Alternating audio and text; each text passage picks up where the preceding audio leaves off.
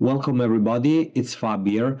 In this short tutorial, I'm going to explain you a very neat feature of ServerAvatar that will speed up your migration process from one server to another, for example, if you're willing to clone your website.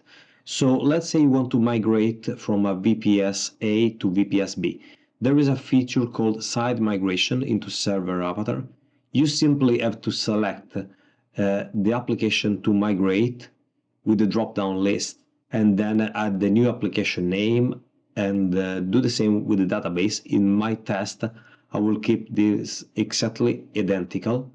Once you have done this, very important to force URL to HTTPS, and then it's almost done.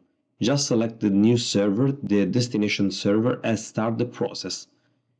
It will start automatically to migrate and clone the website, and you will have just to wait till it's finished.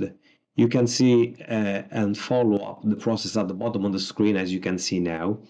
The only thing I haven't shown here is how to modify the records into the DNS and how to reissue the SSL certificate, just in case you have one. And this is very simple, and it really helped me a lot to migrate, to move sites in a very smart, fast and efficient way without using any plugin, just relying on ServerAvatar. And that's it, less than 2 minutes. As you can see, the process is going on.